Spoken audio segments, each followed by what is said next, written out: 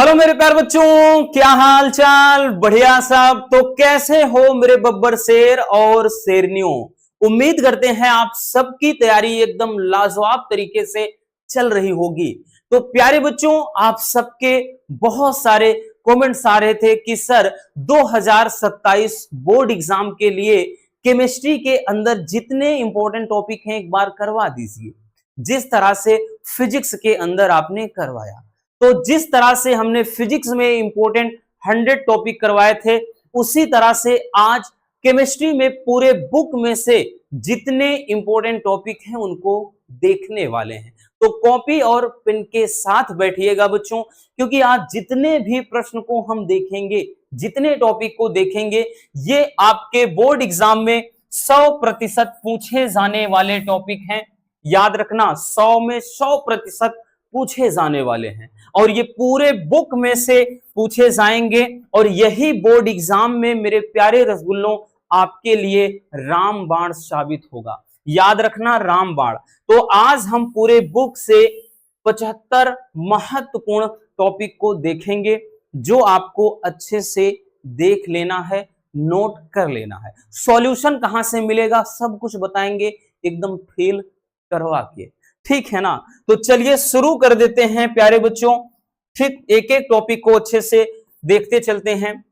याद रखना, सबसे पहला है कि मोलरता क्या है।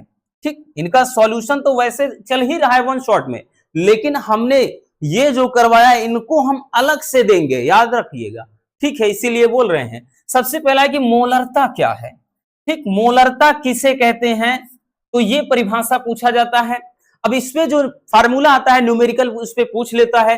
तो फार्मूले की बात कर लें तो मोलरता बराबर क्या होता है, तो ये होता है भार बटे अणुभार गुणे क्या होता है, विलयन का आयतन, ये ml में रहेगा, गुणे ये 1000।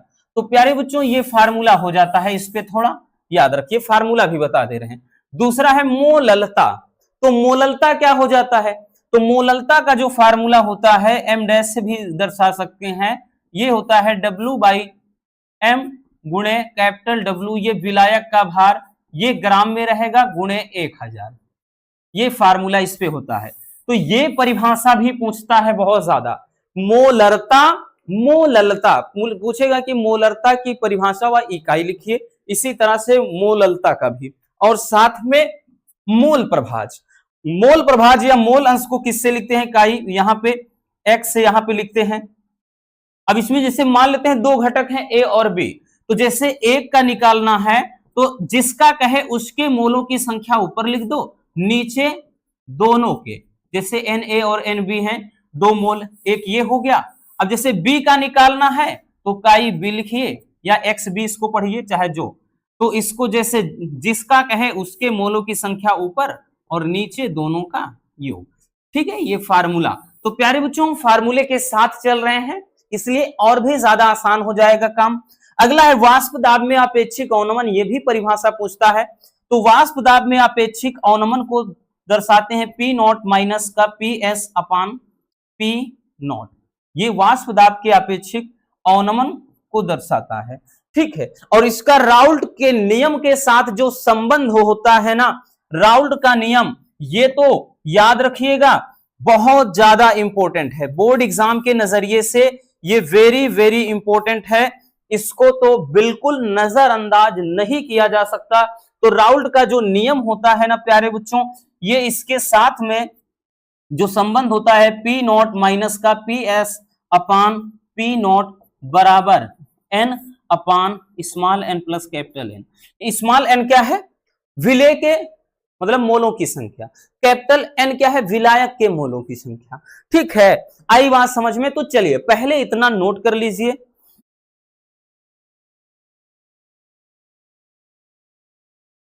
हो गया ना? आगे चलते हैं, अगला देखते हैं। अगला जो टॉपिक है, अगला जो क्वेश्चन है प्यारे बच्चों, जो छठा। चलिए अगला जो क्वेश्चन है, अगला क्वेश्चन है कि क्वथनांक में उन्नयन क्या है। ये भी अपने आप में बहुत लाजवाब सा क्वेश्चन है प्यारे बच्चों, और इस पे न्यूमेरिकल तो फिक्स है, 100% श्योर है कि बनता ही बनता है। ठीक, कि क्वथनांक में उन्नयन किसे कहते हैं। तो क्वथनांक में उन्नयन के लिए जो फार्मूला होता है प्यारे बच्चों, वो डेल्टा टी सफिक्स बी या टीबी पढ़िए।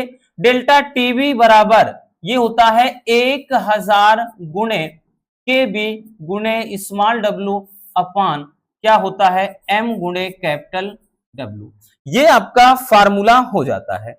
ठीक है बच्चों, ये फार्मूला हो जाता है, जहां टीबी क्या है तो ये क्वथनांक में उन्नयन, केबी क्या है मोलल उन्नयन स्थिरांक, एम क्या है विलेय का अणुभार, स्मॉल डब्ल्यू विलेय का भार, कैपिटल डब्ल्यू विला मतलब ये क्या होता है तो ये विलायक का भार। ठीक, अगला है कि हिमांक में अवनमन किसे कहते हैं। दोनों लगभग एक जैसे होते हैं, फार्मूले में बस इतना अंतर हो जाता है कि डेल्टा टी एफ, एफ का मतलब फ्रीजिंग पॉइंट यानी हिमांक, तो डेल्टा टी एफ बराबर इसके जो सूत्र होता है प्यारे बच्चों 1000, ठीक है, गुणे ये के एफ हो जाता है गुणे स्मॉल डब्ल्यू पान एम गुणे कैपिटल डब्ल्यू, मतलब इतना हो जाता है। ठीक है, सूत्र के साथ लिख दे रहे हैं, जहां जहां सूत्र है लिख दे रहे हैं, नहीं तो कोई बात नहीं। अगला है परासरण दाब किसे कहते हैं। ये टॉपिक भी बहुत इंपॉर्टेंट है। तो परासरण दाब प्यारे बच्चों पाई बराबर या पाई वी बराबर सी आर टी ऐसे चलता है, यानी पाई मतलब एनआरटी क्या चलता है एनआरटी। ठीक, बाकी मेन आपका जो इसमें फार्मूला है पाई बराबर सी आर टी, ये वाला फार्मूला चलता है। ठीक है, सी सांद्रता को बताता है, आर गैस स्थिरांक, टी ताप को। ठीक, इसमें 1/2 गुणांक किसे कहते हैं, पहले नहीं था, ठीक बहुत पहले था, फिर बीच में हटाया, फिर से जोड़ दिया। ठीक है, 1/2 गुणांक। अगला है हेनरी का नियम, ये भी मोस्ट इंपोर्टेंट है बच्चों, हेनरी का नियम ये वेरी वेरी इंपोर्टेंट टॉपिक है, याद रखिएगा। ठीक है, हेनरी का जो नियम होता है वो होता है हेनरी का जो नियम m बराबर के एच इंटू का पी, यही जो है हेनरी का नियम होता है। के एच क्या है नियतांक, m क्या है घुली गैस की मात्रा होती है, p क्या है दाब, गैस का दाब होता है। ठीक, तो ये रहा क्या चीज क्वथनांक में उन्नयन, हिमांक में अवनमन, परासरण दाब, 1/2 गुणांक और हेनरी का नियम। ठीक है ना, आई बात समझ, चलिए नोट कर लीजिए जल्दी से। चलिए आगे चलते हैं, आगे क्या है अगला जो क्वेश्चन है 11 नंबर, क्वेश्चन नंबर 11 है मोलर चालकता किसे कहते हैं। ये भी इंपॉर्टेंट है, फार्मूला इसका डेल्टा एम बराबर हो जाता है, यहां पे इसका जो फार्मूला है प्यारे बच्चों कप्पा गुणे 1000 और नीचे यहां पे मोलरता हो जाता है। ठीक है, ये इसका सूत्र है। और अगला है तुल्यांकी चालकता, इसका मात्रक वगैरह बहुत बहुविकल्पी में आ जाता है, तो इसको लिखते हैं लेमडा इक्यू, इक्यू यानी इक्वस फॉर्म में होता है ना आयनित अवस्था में, तो लेमडा इक्यू बराबर होता है कप्पा गुणे 1000, कप्पा क्या है तो विशिष्ट चालकता, और नीचे एन लिखिए चाहे सी यानी नॉर्मलता या सांद्रता, ये हो जाता है फार्मूला। नेक्स्ट है कोलराउश का नियम, तो कोलराउश में क्या होता है कि इसमें कोई भी वैद्युत अपघट्य जब घोलते हैं तो उसमें उसका कहता है कि अनंत तन्यता पर वैद्युत अपघट्य की मोलर चालकता उसमें घुले हुए आयनों की मोलर चालकताओं के योग के बराबर। तो जैसे मान लिया कोई वैद्युत अपघट्य है, जैसे NaCl है, तो NaCl या KCl ले लिया, KCl की मोलर चालकता तो ये इसके यानी K प्लस पे और प्लस का Cl माइनस के योग के बराबर होता है, ये फार्मूला हो जाता है। ठीक है, कोलराउश का नियम।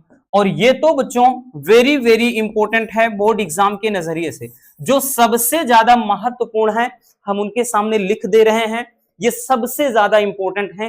ठीक है, अगला है फैराडे का वैद्युत अपघटन का नियम, ये भी वेरी वेरी इंपॉर्टेंट है, फैराडे का वैद्युत अपघटन का नियम। तो इसके दो नियम होते हैं, फैराडे के वैद्युत अपघटन के दो नियम हैं। ठीक है, और दोनों के लिए जो सूत्र होता है, एक के लिए होता है W बराबर Z इंटू आई इंटू टी। ठीक है, W क्या है ये मात्रा को बताता है, ठीक है उस इलेक्ट्रोड पर मुक्त हुई पदार्थ की मात्रा, Z क्या है रासायनिक तुल्यांक, I धारा T समय, और दूसरा जो होता है W1/W2 इसका तुल्यांकी भारों के साथ संबंध जो होता है ये हो जाता है। ठीक है, ये चीज। ठीक, अगला है कि मानक इलेक्ट्रोड विभव क्या है, ये भी बहुत ज्यादा परिभाषा पूछता है। ठीक, मानक इलेक्ट्रोड विभव। इलेक्ट्रोड विभव भी पूछ लेता है और इलेक्ट्रोड विभव को प्रभावित करने वाले कारक, बट ज्यादा मानक इलेक्ट्रोड विभव पूछता है। नोट कर लीजिए, हो गया ना। आगे चलते हैं, आगे देखते हैं बच्चों अगला टॉपिक क्या है। अगला टॉपिक निर्दिष्ट समीकरण। ये तो बहुत इंपॉर्टेंट है, वेरी वेरी इंपॉर्टेंट टॉपिक है बबुआ एग्जाम के दृष्टिकोण से। फार्मूला होता है E बराबर E नॉट माइनस का 2 से लिख देते हैं, E बराबर E नॉट माइनस का 2.303 RT अपॉन NF, फिर उसके बाद log बेस 10 1 अपॉन M पे N प्लस। ठीक, ये हो जाता है। या जब सब जैसे सब मान रख देते हैं E बराबर E नॉट हो जाता है, तब जैसे सब मान रख दिया जाएगा ना, तब यही हो जाता है माइनस का 0.0591 और बटे यहां केवल n हो जाता है, फिर log बेस 10 1 अपॉन M पे N प्लस। तब फार्मूला कुछ इस कदर बन जाता है। ठीक है, तब यही फार्मूला, क्योंकि सब कुछ का मान रख देते हैं, जैसे R गैस स्थिरांक की ताप को बताएगा, F फैराडे नियतांक होता है, सब मान रख देंगे तब ये बन जाता है। अगला है सीसा संचायक सेल की पूरी क्रियाविधि, ये भी इंपॉर्टेंट। नेक्स्ट है ईंधन सेल क्या है, इसके बारे में। अगला है कि संक्षारण क्या है। ये सबके सब परिभाषाएं हैं, बहुत महत्वपूर्ण है और आपको कहीं नहीं ढूंढना पड़ेगा। हम इसका सबका यानी पूरे सारे क्वेश्चन का सॉल्यूशन लाएंगे बच्चों, आपसे हम ये दावे के साथ कह रहे हैं। ठीक है, आपसे वादा करते हैं। आगे है अभिक्रिया का वेग। तो अभिक्रिया का जो वेग है, तो अभिक्रिया के वेग बराबर होता है ये dx अपॉन dt, ये अभिक्रिया का वेग होता है। ठीक है, चलिए नोट कर लीजिए, हो गया ना। आगे चलते हैं, अगला क्वेश्चन है कि शून्य कोटि की अभिक्रिया के लिए वेग स्थिरांक व्यंजक। तो प्यारे बच्चों ये 3 नंबर का नहीं तो 4 नंबर का, ज्यादा से ज्यादा ये 3 नंबर में आता है, लेकिन कभी कभार 4 नंबर में पूछ लेता है।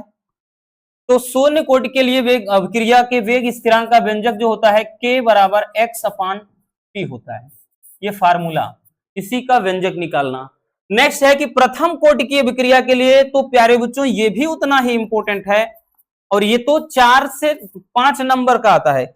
4 नंबर का ज्यादा पूछा जाता है, लेकिन कभी कभार 5।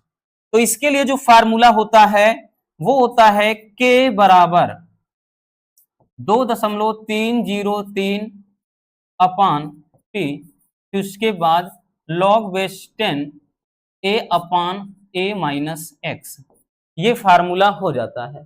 ठीक है, ये प्रथम कोटि की अभिक्रिया के लिए वेग स्थिरांक का व्यंजक हो जाता है। इसका जो मात्रक है मोल प्रति लीटर प्रति सेकंड और इसका मात्रक मोल प्रति लीटर मतलब प्रति सेकंड अकेले। नेक्स्ट है कि अभिक्रिया के वेग तथा आणविकता में अंतर, ये भी बहुत ज्यादा इंपॉर्टेंट है। और अगला है कि संक्रमण तत्व तथा उनके लक्षण। प्यारे बच्चों इसको तो 100 में 100% लिख के रख लीजिए, 100 में 100% ये पूछा जाने वाला क्वेश्चन होता है। ठीक है, इतना ज्यादा इंपॉर्टेंट है। संक्रमण तत्व बोलेगा या इसी को एफ ब्लॉक के तत्व बोलेगा, क्या बोलेगा, इसी को एफ ब्लॉक एलिमेंट बोलेगा, याद रखना एफ ब्लॉक के तत्व वही चीज है। नेक्स्ट है आंतरिक संक्रमण तत्व, इनर ट्रांजिशन मेटल।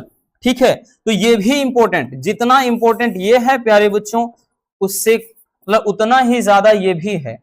ठीक, ये भी उतना ही ज्यादा इंपॉर्टेंट है, ये भी याद रखना। और इसको बोलेगा, ठीक है, सॉरी इसको एफ लिख दिए, डी ब्लॉक के तत्व होगा, इसको बोलेगा बच्चों क्या चीज, ये बोलेगा डी ब्लॉक के तत्व, और ये क्या हो जाएगा एफ ब्लॉक के तत्व।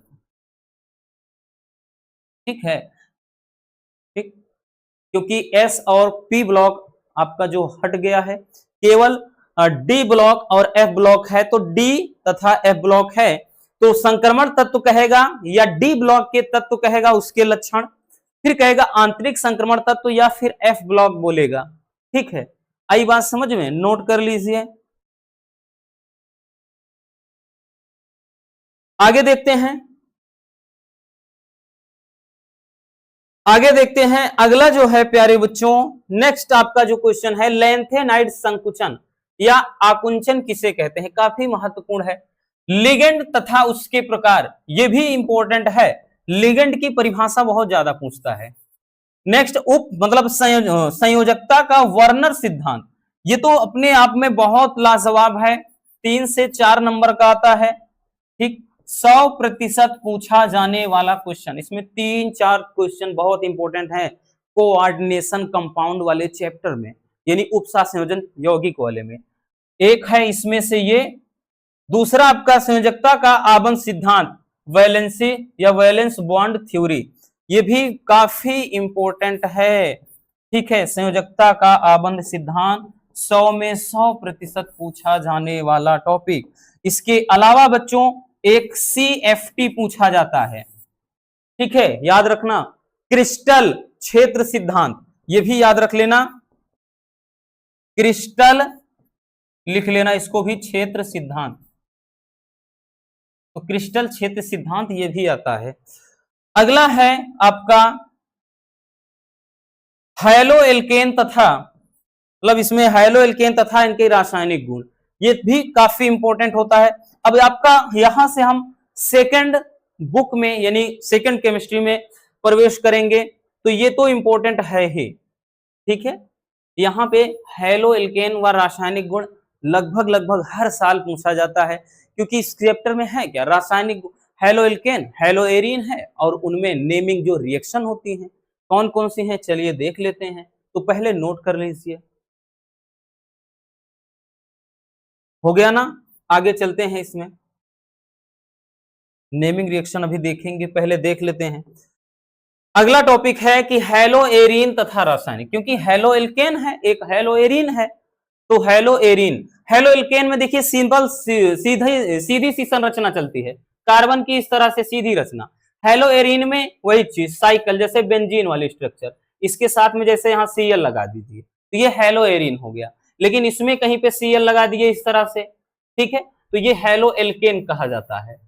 अगला है पॉली हैलोजन यौगिक, अब इसमें कई हैं पॉली हैलोजन में, अब इसमें जैसे बहुत सारे यौगिक आते हैं, जैसे कार्बन टेट्राक्लोराइड वगैरह आएगा।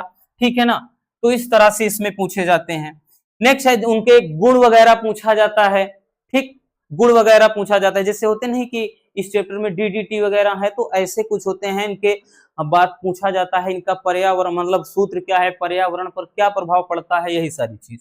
अगला है कि क्लोरोफार्म बनाने की प्रयोगशाला विधि, मोस्ट इंपोर्टेंट, सब कुछ इसमें मिला के लिखा है बच्चों, याद रखना। ठीक है, हम एक अदर वीडियो में सब कुछ अलग से भी बता देंगे, लेकिन यहाँ सारे क्वेश्चन हम एक तरफ से बता रहे हैं। अगला है एल्कोहल, एल्कोहल तथा इनके रासायनिक गुण, तो ये भी इंपॉर्टेंट है कि एल्कोहल पूछेगा कि एल्कोहल के निर्माण की विधियां लिखिए। ठीक है, विधियों का समीकरण, या फिर डायरेक्टली आ जाएगा रासायनिक गुण का समीकरण। ठीक, नेक्स्ट है कि ल्यूकास परीक्षण, यहाँ पे ल्यूकास होगा या ल्यूकोस कहीं कहीं लिखा रहता है, ये तो अपने आप में बहुत ही इंपॉर्टेंट है, तो मोस्ट इंपॉर्टेंट लिखेंगे प्यारे बच्चों। ठीक, काफी ज्यादा 100% पूछा जाने वाला, कभी कभार तो 2-2, 3-3 पेपर सेट में इसको पूछ लेता है। ठीक है, हुआ है प्रीवियस ईयर में एक बार ऐसा, नोट कर लीजिए। हो गया, आगे चलते हैं, आगे देखते हैं।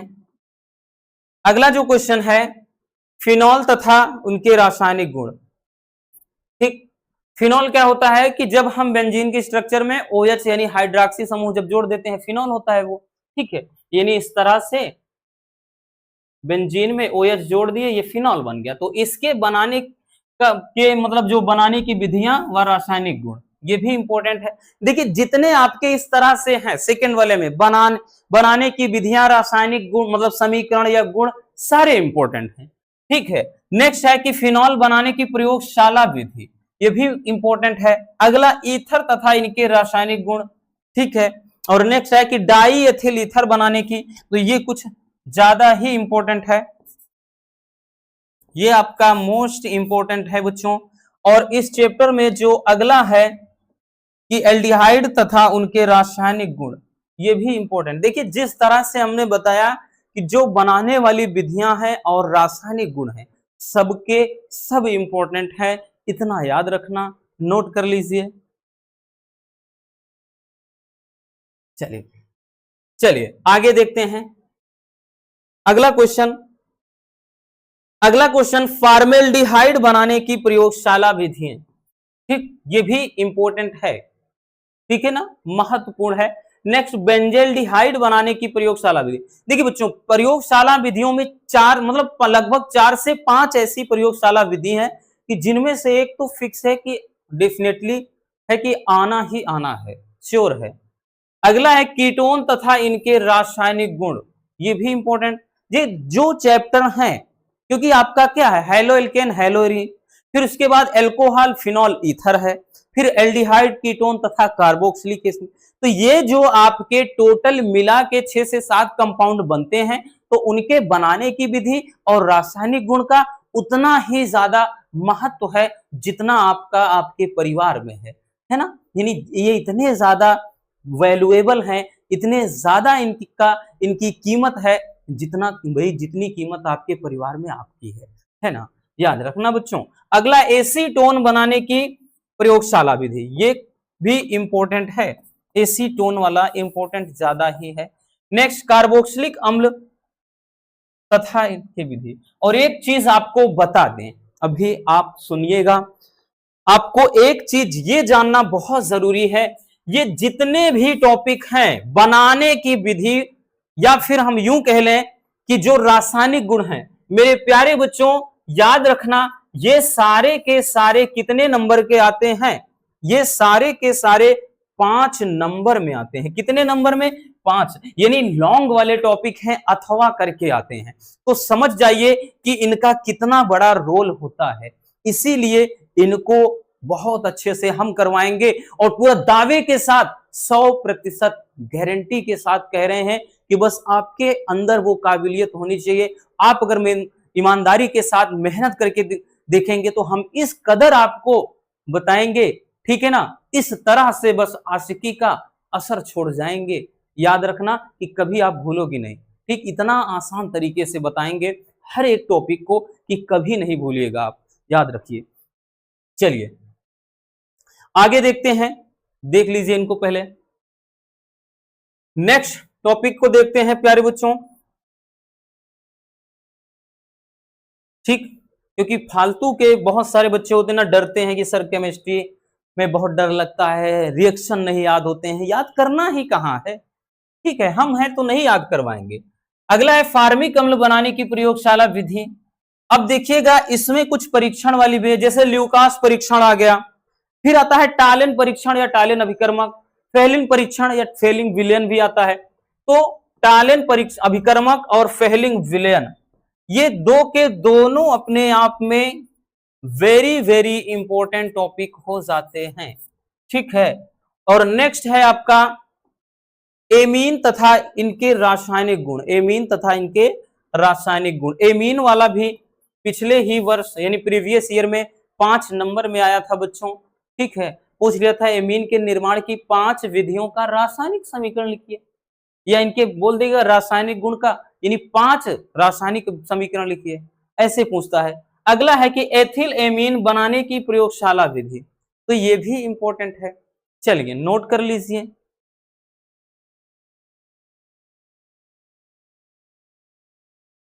हो गया ना, आगे देखते हैं।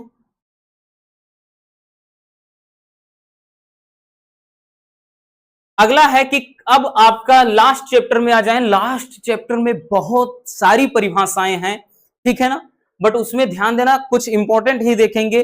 फिर सबसे लास्ट में हमने नेमिंग रिएक्शन को रखा है, सबसे अंतिम में जितने नाम वाली अभिक्रियाएं जो 5 नंबर में तो 100% फिक्स है ही, लेकिन कभी कभार 10 नंबर में भी आ जाती हैं। तो कार्बोहाइड्रेट क्या है, इसका वर्गीकरण। कार्बोहाइड्रेट में इसमें पूछेगा आपका जैसे क्या कहते हैं, जैसे पॉली मतलब होता है ना कि इसमें क्या जैसे क्या बोलते हैं भाई, दिमाग में चीज नहीं आ रहा है। तो कार्बोहाइड्रेट में दो तरीके से वर्गीकृत किया जाता है, ठीक है ना। एक तो जैसे शर्करा वाला पढ़ा है आपने कि जैसे जल में विलय, अविलय, और एक दूसरा जो होता है वो उनकी क्रियाशीलता के आधार पर, ठीक है। इसमें अगला है कि मौलिक परीक्षण क्या है, तो ये भी कार्बोहाइड्रेट के परीक्षण की ही एक विधि है। अगला है कि ग्लूकोज तथा ग्लूकोज का रासायनिक गुण, ये सारे 5 नंबर वाले हैं, याद रखना, ये वाला भी, ये वाला भी। अगला है कि फ्रक्टोज क्या है और सुक्रोज क्या है, इसकी स्ट्रक्चर वगैरह पूछता है, ठीक, नोट कर लीजिए। आगे चलते हैं, आगे है एमिनो अम्ल की परिभाषा पूछता है। नेक्स्ट है कि प्रोटीन तथा इसका महत्व, बहुत ज्यादा महत्वपूर्ण है, वेरी वेरी इंपॉर्टेंट है बच्चों। वैसे सबके सब हैं लेकिन ये कुछ ज्यादा ही होते हैं, ठीक है, जिसपे हम लिख रहे हैं।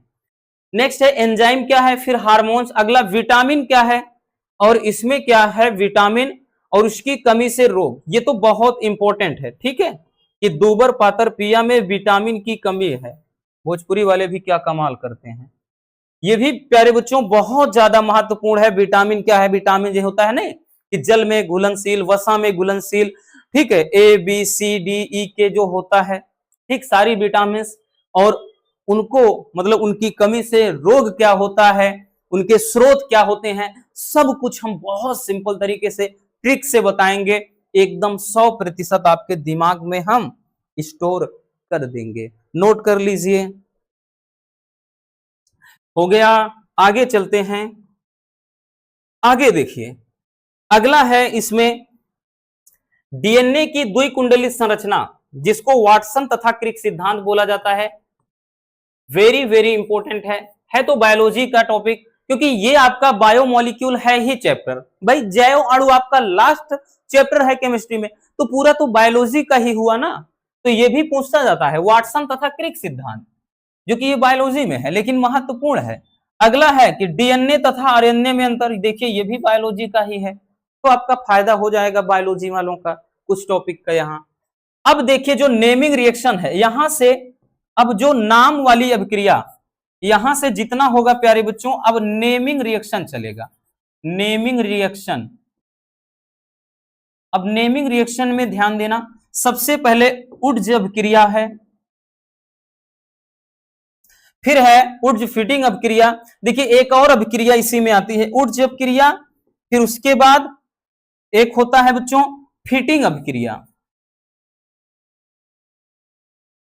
फिटिंग अभिक्रिया भी है, फिटिंग अभिक्रिया, उड्ज अभिक्रिया, फिटिंग अभिक्रिया और उड्ज फिटिंग, ये तीनों लगभग लगभग सेम है, ठीक है। कैसे है जब बताएंगे, और ये तो 100 में 100% पूछा जाने वाला रिएक्शन है, हर साल आता है ये रिएक्शन, 100% पूछा जाता है, या तो उड्ज अभिक्रिया आएगा या फिटिंग अभिक्रिया आएगा या उड्ज फिटिंग अभिक्रिया, दोनों, ठीक है।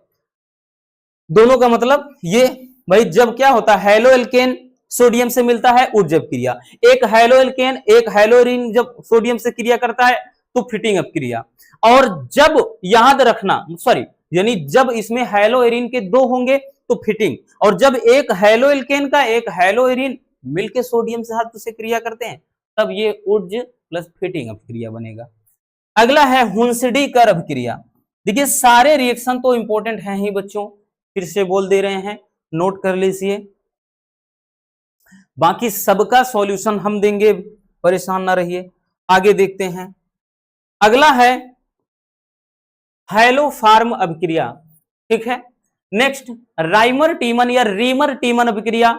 अगली अभिक्रिया जो है विलियमसन संश्लेषण अभिक्रिया, नेक्स्ट कोल्बे स्मिथ अभिक्रिया और एल्डोल संघनन। सारी अभिक्रिया ये गिनी चुनी रिएक्शन है प्यारे बच्चों, हम फिर से बोल दे रहे हैं, ये 100 में 100% पूछे जाने वाले रिएक्शन है, ये 100% पेपर में आने वाले रिएक्शन है। ना यकीन हो तो आप पिछले चाहे जितने साल पिछले आप 4 से 5 साल तक का क्वेश्चन पेपर उठाइए, सारे रिएक्शन आपको दिखाई पड़ेंगे और ये पूछा जाएगा हमेशा 5 नंबर में, इसलिए कह रहे हैं बहुत इंपॉर्टेंट है, नोट कर लीजिए। हो गया ना, आगे चलते हैं। अगला है कैनिजारो अभिक्रिया, क्या, कैनिजारो अभिक्रिया। ठीक, नेक्स्ट क्लीमेंसन अपचयन बहुत ज्यादा पूछता है। कार्बिल एमीन अभिक्रिया, ये तो प्यारे बच्चों 100 में 100% अपने दिमाग में रख लो, क्योंकि प्रीवियस ईयर में ये 3 से 4 पेपर में आ गया था, ये कार्बिल एमीन और एक हाफमान ब्रोमेमाइड अभिक्रिया। ठीक है, ये काफी इंपॉर्टेंट है, दो के दोनों, ये दोनों बहुत इंपॉर्टेंट है, ये दोनों मोस्ट इंपॉर्टेंट है। वैसे सबके सब हैं, लेकिन इनमें से ये कुछ अभिक्रिया ऐसी होती हैं कि जो कुछ ज्यादा ही पूछे जाते हैं। और अगला है स्मिट अभिक्रिया, ये भी काफी पूछा जाता है। ठीक है ना, चलिए तो जल्दी से स्क्रीनशॉट कर लीजिए। तो ये रहे आपके पूरे केमिस्ट्री से 75 गिने चुने टॉपिक।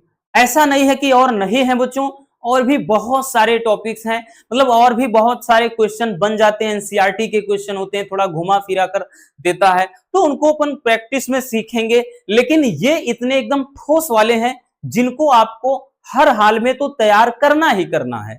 ठीक है ना, अगर इनको आपने तैयार कर लिया तो यकीनन मेरे प्यारे बच्चों केमिस्ट्री में आपको अच्छे नंबर लाने से कोई नहीं रोक सकता। बाकी इसका सॉल्यूशन हम जल्द ही लाएंगे, टेंशन लेने की जरूरत नहीं है।